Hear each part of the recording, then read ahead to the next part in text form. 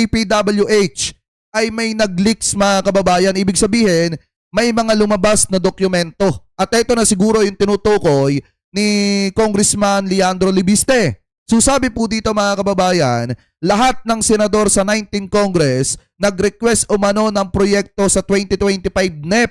Ibig sabihin, lahat daw po ng mga senador sa 19th Congress hindi po sa 20th Congress. Kasi kaya po napapagsabihan ni Senator Ping Lacson itong si Congressman Leandro Libiste. Kasi parang parang sinasabi ni Libiste, lahat ng senador. Ibig sabihin kung yung mga kababayan po natin hindi malawak ang pangunawa, iisipin nila kasama si Lacson at saka po itong si Tito Sen. Kaya po napangaralan ni Tito Sen mga kababayan itong si Congressman Leandro Libiste. So ngayon, pakinggan po natin kung sino-sino itong mga senador na talagang nag-request umano ng proyekto sa 2025 budget mga kababayan o sa madalit salita, may mga insertion. So ngayon pakinggan po natin. No senator left behind sa 19th Congress. Lahat daw sila nag-request ng mga proyekto sa ilalim ng 2025 National Expenditure Program o NEP. Sa tinaguri ang DPWH leaks na hawak ng Bilyonaryo News Channel. Isa-isa namin na ang laman ng kontrobersyal na dokumento. At narito ang unang bahagi ng exclusive agenda report ni Joash Malimban. Ay ganyo As a general rule. Ma'am Lily Pabuelos, Merry Christmas po sa inyong lahat Oy, isang maligayang Pasko, Kapaskuhan sa inyong lahat mga kababayan. Hiling ko lang sana lagi kayo nasa mabuting kalagayan at malusog ang pangangatawan po ninyong lahat at ng inyong pamilya. Isang maligayang Pasko. With very little exceptions. It is Yusek Maria Catalina Cabral, the imprimatur of Secretary Mark Villar, and later continued by Sec Manny Bonoan, who had control at the DPWH level to remove, include, add, deduct, or modify insertions of items in the NEP for infrastructure or those pertaining to DPWH. November 14, 2025, nang idetalye ni former DPWH Undersecretary Roberto Bernardo ang umano'y sistema ng korupsyon sa budget ng ahensya. Aniya, mula sa pagbuo pa lang ng National Expenditure Program o NEP, tila meron na agad designated proponents at sponsors ng mga proyekto na siyang tumatanggap ng porsyento o kickback. Ang isa sa mga umano'y architect ng sistema, walang iba kundi ang yumaong si former DPWH Undersecretary Maria Catalina Cabral. Yusek Cabral would tell me that she would communicate and meet legislators to inform them of the amount of their allocations and ask them for titles of projects that they want to include in the DPWH budget. Sa patuloy na paggulong ng investigasyon sa flood control scandal, naging laman ng mga balita ang mga dokumentong naglalaman umano ng listahan ng mga proyektong ipinasok sa NEP at kung sino ang mga proponent o nag-request nito. Ayan na! Nakakuha ang Bilyonaryo News Channel ng kopya ng umano'y DPWH leaks. Nilalaman nito ang listahan ng mga senador na nag-request daw ng mga proyekto at ang detalye ng mga proyektong ito para sa 2025 NEP. Para sa unang bahagi ng aming report, ilalabas namin ang lahat ng mga senador na nakapaloob sa DPWH leaks. Ito na! Pinakamaraming requested projects umano, si former Senator at ngayon DepEd Secretary Sani Angara, na proponent ng 105 projects. Dapat magpaliwanag dito itong si Secretary DepEd Secretary Sani Angara. Kasi siya po yung sinasabi dito na isa sa may pinakamalaking request mga kababayan ng mga proyekto. Dyan po sa 2025 national budget. Anyway, ituloy pa natin. Sa 2025 NEP, July 2024 na-appoint si Angara bilang DepEd Secretary mula sa pagiging isang senador, ilang buwan matapos simulan ang budget setting para sa 2025. Pumapangalawa si Senator Cheese Escudero na may 34 projects. Ikatlo si Senator Joel Villanueva na may 30 projects. Ikaapat si Senator Amy Marcos na may 20. Senator Amy! Kaya pala galit na galit kayo kay Presidente. Diba mga kababayan? Kaya pala nang gagalaite kay Presidente. Etong si Senator Amy at pinaratangan ng kung ano-ano si Presidente. Kasi mga kababayan, may ganito po pala. Di po ba? May insertion din pala etong si Senator Amy. Anyway, tuloy pa natin. 8 projects. 14 projects naman ang nakalaan para kay Senators Alan at Pia Cayetano. 11 projects para kay Senator Mark Villar. 11 projects din para kay Senator Grace Poe. Nako. Tingsyam sina Senators Raffy Tulfo at former Senator Bong Revilla. 7 para kay former Senator Coco Pimentel. Tig-6 naman sina Senators Migs Zubiri at Jinggoy Estrada. 5 projects each para kina Senators Bongo, Bato de la Rosa, Lito Lapid at former Senator Francis Tolentino. Alam niyo, may alam ako doon kay kay Senator Calvo. Pero di ko na sasabihin. Kasi mga kababayan, astig nga. Oo, may project nga siya. May mga project nga siya. Kita nyo yung mga malilinis mga kababayan na senator na sinasabi nyo. Si Bongo may 5 proyekto. Si Bato de la Rosa may 5 proyekto. Si Senator Lito Lapid may 5 proyekto mga kababayan. Kung titingnan nyo, ang dami pong kalsada na hindi na kalsada. Sa totoo lang. Kaya nga nakakapagtaka Bakit kaya nasisikmura ng mga ito na mangulimbat ng pera ng taong bayan at bakbakin yung mga kalsadang maayos pa? At halungkatin yung mga flood control na nagawa na, naayos na, hahalungkatin uli, aayusin uli, samantalang ang dami pa. Diba? Ang dami pa mga kababayan na dapat ipinapagawa. Sa totoo lang mga kababayan, may mga lugar na hindi pa po talaga nakakalsada. Na ang tagal-tagal nang inire-request na makalsada pero hindi po iniintindi.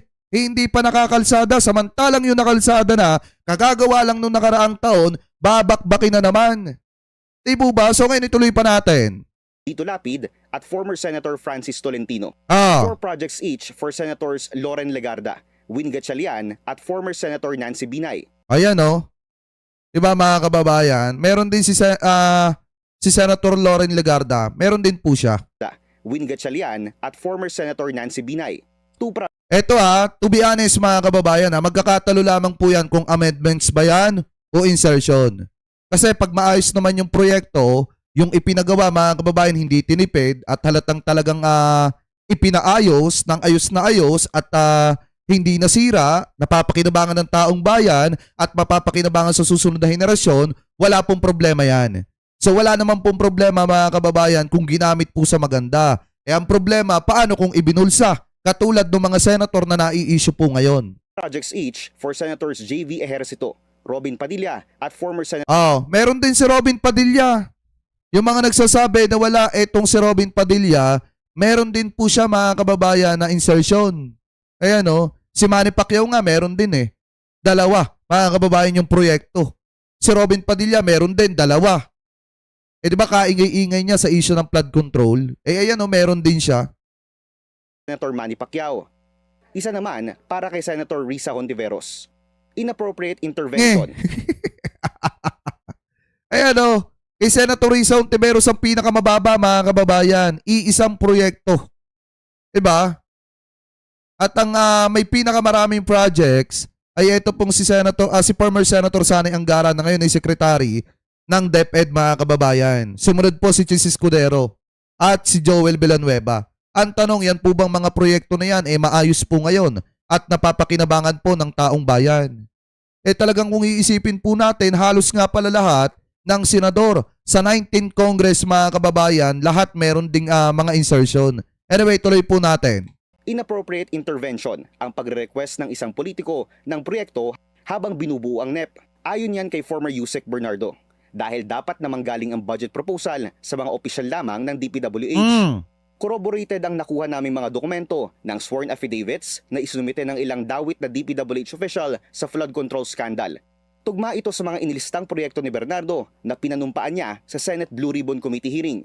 Maliban sa mga nabanggit nitong proyekto na produkto ng mga umano'y BICAM insertion. Existing din ang mga proyektong ito base sa transparency server ng DPWH. Sinisikapan ng Billionaire News Channel na kunan ng pahayag ang lahat ng nabanggit na former at incumbent senators. Eto, take note mga kababayan yung mga proponent o mga malalaking proponent, yan po ay sina Senator Angara, Senator Escudero, Senator Villanueva, at Senator Amy Marcos. Sila po yung mga malalaking proponent mga kababayan ng mga proyekto. Ibig sabihin, pag sinabing mga malalaking proponent, sila po yung mga senator na napakaraming napakaraming nakuhang project. Ika nga mga kababayan, napakaraming nakulimbat na project mga kababayan. Sila yung mga proponent na nakakuha ng mga malalaking proyekto at malalaking bilang ng proyekto, mga kababayan. Ano po, kaya nga siguro galit na galit itong si Senator Amy kay PBBM kasi alam niya sa ginawa ni PBBM na pag-uumpisa na paimbestigahan itong mga kasangkot sa maanumalyang flood control, baka nararamdaman ni Senator Amy Marcos na posible po siyang sumabit dyan.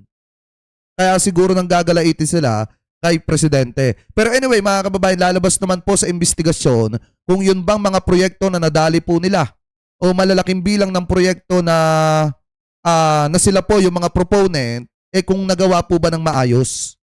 Diyan po magkakatalo kasi pag substandard dyan o kaya ghost project, dali sila dyan. Damay po sila dyan. Ano po, mga kababayan? So ngayon, kung makikita po ninyo, since lumabas yung mga pangalan ng senator, siguro ito yung binabanggit ni Congressman Leandro Libiste, pakinggan po na, basahin po natin itong naging reaksyon, mga kababayan, ni Senator Ping Lacson. Dito po sa binanggit ni Congressman Libiste na halos lahat ng mga senator, mga kababayan, may insertion. So sabi po dito sa news ngayon, ito daw, basahin natin. Ayon po kay Senator Ping Lacson, kaming mga bagong halal na senador walang kinalaman sa 2025 DPWH insertion. Nilinaw ni Senate President Pro Tempore Senator Panfilo Ping Lacson na hindi kabilang ang mga senador na nahalal noong nakaraang Mayo sa sinasabing 2025 budget insertion ng DPWH or itong Department of Public Works in Highways, mga kababayan, or itong DPWH. Sabi pa dito, ayon kay Lacson, ang dokumentong tinutukoy ni Batangas Representative Leandro Libiste na nagpapakita umano ng 120 billion insertion ng mga senador ay tumutukoy sa budget na inaprubahan pa ng 19 Congress. Ilang buwan bago ang nagdaang midterm election. Sabi pa dito, giit ng senador, makakabuting linawin ang mga tinutukoy na insertion ay noong nakaraang Kongreso upang maging patas sa mga bagong halal na miyembro ng 20th Congress kabilang siya at si Senate President Vicente Tito Soto III, mga kababayan. Kasi dito nga nagkakatalo Kaya po sinasabi natin sa inyo kahapon na imposible naman na may insertion agad. Ito pong si Congressman Terry Redon. Kahala lamang po niyan. Kaya nga po tinutukoy natin sa inyo na siguro yung tinutukoy ni Congressman Libiste, ito po, mga kababayang etong si Congressman or Congressman Representative ng Saro Party List na si Brian Yamsuan. Yan po kasi ang representative, mga kababayan, ng Saro Bicol Party List nung panahon ng 19 Congress. Hindi po si Congressman Terry Redon. So ngayon, mga kababayan, ito din yung pinupoint ni Senator Ping Lacson na sana linawin. Kasi kawawa naman yung mga kababagong halal na napaparatangan na may insertion, mga kababayan. Kasi pag sinabi mong lahat ng senador, yari na. Damay dyan yung mga bagong halal. Di po ba, mga kababayan? So sabi pa dito, muling iginiit ni Lacson na kailanman ay hindi siya nakilahok sa pork barrel o anumang uri ng budget allocation sa mga nakaraang kongreso. Matatanda ang sinabi ni Representative Libiste na may 120 bilyong DPWH insertion ang mga senador base sa mga dokumentong nakuha niya mula sa yumaong DPWH Undersecretary Maria Catalina Cabral na agad namang nilinaw ni Lacson na hindi maaaring iugnay sa mga bagong halal na mga senador. So baka sabihin ng iba, Jake, ano naman yan pages lang naman yung binasa mo wala ka naman video na magpapatunay na sinabi talaga yan ni Senator Ping. So eto, mga kababayan, pakinggan po natin. Galing po sa Bilyonaryo News Channel. Sabi pa nga daw dito, Lacson to Libiste, huwag idamay ang mga bagong halal na senador sa Cabral files, mga kababayan. So eto, i-play po natin. May apela si Senate President Pro Tempore Ping Lacson kay Batangas Congressman Leandro Libiste. Dapat daw linawin itong hindi kasama ang mga bagong halal na senador ngayong taon sa umano'y insertions sa 2025 budget. Dagdag ni Lacson, simulat sa pool ay hindi siya nakisali sa anumang uri ng pork barrel. Batay sa tinaguriang Cabral. Ay, shoutout po kay Atty. Claire Castro 555 po. Ayan, shoutout sa lahat ng nasa comment section. Mega love shoutout po sa inyo ha. Kung kayo po yan, shoutout po. files na hawak niya. Sinabi ni Leviste na bilyones ang insertions ng mga senador. Inamin din niya na kasama sa listahan ang nanay niya mismo na si Senador Loren Legarda. Kasama talaga sa listahan kasi proponent din mga kababayan ng mga proyekto hindi naman po pwedeng itanggi po yan. Kasi 'di ba, doon sa sinabi kahapon sa interview ni Katunyeng dito po kay Libiste, sinabi niya na inaalam pa niya sa kanyang nanay mga kababayan. Inaalam pa daw niya sa kanyang nanay kasi sinasabi ng kanyang nanay na wala daw pong alam doon sa 1 billion na insertion mga kababayan. So ngayon, maliwanag naman na nakakuha po ng proyekto yung nanay po ni Congressman Leandro Libiste. So ito para sa akin mga kababayan matalino po itong si Senator Loren Legarda at imposible po na hindi po niya alam yan. Yun po mga kababayan na masasabi ko dyan. Pero kung pagbabasihan po natin yung sinabi ni Senator Ping Lacson na wag idamay yung mga bago, talagang totoo nga naman. Kasi mga bagong halal pa lang yung mga yan. Katulad ni Congressman Terry Redon. Kaya mahirap po talaga na idawit mga kababayan yung mga bagong senador. Sabi dito, Jake Magnus correction, walang project si Joel Villanueva sa flood control. Pero may insertion siya. Diba? Pero may insertion po siya. At saka yung 12 billion hindi niya maipaliwanag kung saan napunta.